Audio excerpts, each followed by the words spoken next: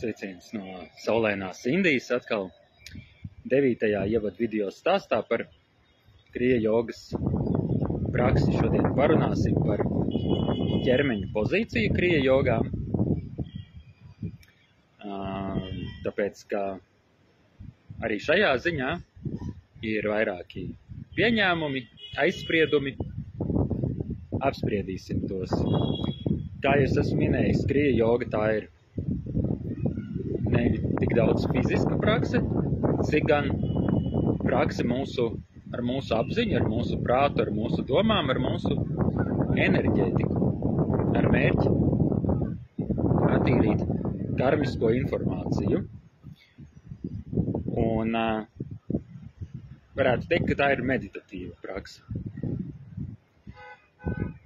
Pieņemts ir uzskatīt, ka meditācijām ir nepieciešami īpaši apstākļi, un sākuma stadijā tas tiešām ir vērtīgi un palīdz cilvēkiem, un varētu runāt par to, ka ir, teiksim, kaut kāda labvēlīgāka ķermeņa pozīcija priekš meditācijām un mazāk labvēlīga, bet tas viss ir diezgan nosacīti. Ja mēs runājam par kaut kādiem absolūtiem ideāliem, tad mēs varētu uzskatīt, ka meditēt vajadzētu Kailaša kalna virsotnēm, sakrustotām kājām, paceltām rokām gaisā vai stāvot uz vienas kājas sniegā, kailu ķermeni, ar seju novietotu attiecīgām debes pusē. Es, protams, pārspīlēju, bet ja mēs skatāmies pie absolūtajiem ideāliem, tad tā arī varētu uzskatīt. Attiecīgi, mazāk labvēlīga ir ieņemt tādu pozīciju, bet istabā, ja?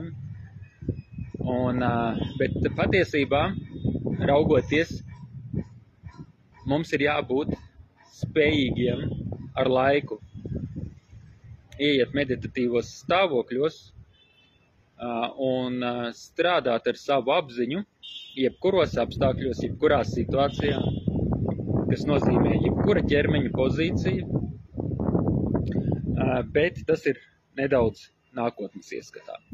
Ja mēs runājam par sākuma periodu, tad mēs varētu teikt, ka tie, kuri spēj nosēdēt lotosā, kuriem tas ir komfortabli, un turēt taisnu muguru, tad tas ir labvēlīgi tā rīkoties. Bet tik līdz jums šī pozīcija izraisa grūtības, rada saspringumu, tā šī pozīcija ir jāatmet kā nederīga meditācijai, jo tāpēc, ka meditācijas būtība ir maksimāli tiekties uz atslābināšanos, gan fiziskā ķermeņa atslābumu, gan, protams, arī mūsu prāta atslābumu. Ir cilvēki, kas maldīgi uzskata, ka jo mēs saspringtāk par kaut ko domāsim, jo saspringtāk mēs risināsim kaut kādus jautājumus, jo lielāka iespējamība, ka mēs iegūsim rezultātu, iegūsim kaut kādas atbildes vai, risinājumu situācijai. Un šāds uzskats ir diezgan maldinošs, jo tāpēc, ka notiek pilnīgi pretējais, jo vairāk mēs spējam prātu atbrīvot, jo tīrākas mums nāk domas, jo vērtīgākas, kvalitatīvākas idejas mēs spējam ģenerēt.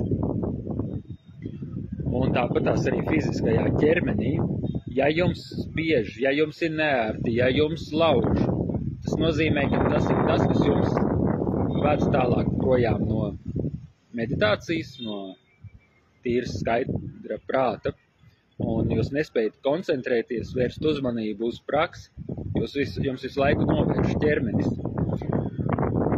Un tā, kā jau es minēju, ja ir ērti sēdēt lotosā, sēžam lotosā ar taisnu muguru. Ja tas nav ērti, tad, protams, ir puslotos.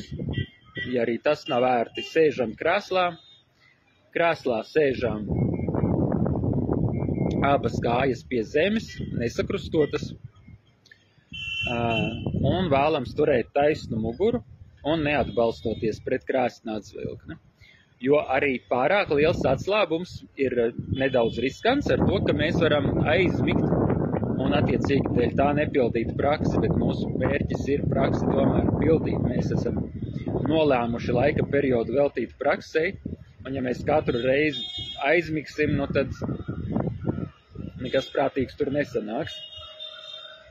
Attiecīgi, tātad savukārt neaizmigšanu mums garantē tas, ka mēs neatbalstamies pret krēsla atzvelkni. Ja mēs turam vienkārši taisnu muguru, tā ir gandrīz vai 100% garantija, ka mēs neaizmigsim.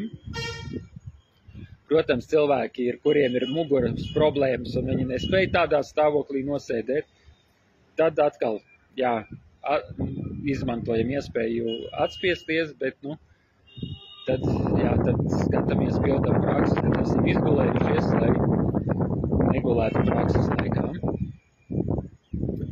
Nākamais moments, kādā var pildīt praksi, ir šavasana tā saucamā, respektīvi guļot uz muguras ar paplastām kājām, paplastām rokām, tādā puszvaigznītes pozīcijā ar plaukstām vērstām uz augšu. Ja tas ir ērti, šeit gan būtu vērtīgi palikt kaut ko zem sprandas apakšā un zem jostas vietas kādu dvielīti palikt apakšā, lai netraumētu muguru un kakla daļu. Un tātad guļus arī var ļoti veiksmīgi praktizēt kriju, jo tādā veidā mums ir tiešām ķerbenis atslābināts, bet, nu, manis minētais risks aizmigšanas pastāv. Protams, mēs varam parunāt arī par to acis vaļā vai ciet. Sākuma periodā faktiski visiem ērtāk ir meditēt ar acīm ciet. Tad, kad mēs būsim pieredzējušāki šajās savās praksēs, kā nu kuram pēc gada, kuram cits laika periods, bet pēc kaut kāda laika mums ir jāsāk mācīties šīs pašas prakses ar tādu pašu efektivitāti veikt arī ar atvērtām acīm un arī sabiedriskās vietās, kurš brauc ar sabiedrisko transportu, var sabiedriskajā transportā pilnīgi mierīgi veikt prakses, jo no malas nav redzams, ka jūs veicat praksi. Jūs izskatāties tieši tādā pašā veidā, kā es šobrīd arī varu veikt praksi ar jums, arī sarunājoties, un neviens to nemaz nenojauš. Vai stāvot rindā veikalā, ejot pa ielu, esot sanāksmē, kurā jums ir jāpiedalās, bet jums ir viss skaidrs un nav nekas tāds svarīgs piebilstams. Jūs nosacīti atsēžat vienkārši to sapulces laiku, tad jūs arī varat visu laiku vai periodiski pildīt krijas prakses un attiecīgi pavadīt laiku liederīgi un pilnvērtīgi, nevis vienkārši atsēžot. Un ejot pa ielu un tā tālāk. Ja? Tas pats arī par noskaņu mājās vai noteiktu laiku ir ieteicams praksi pildīt katru dienu vienā un tajā pašā laika periodā. Tas mums ļoti palīdz iesākumā.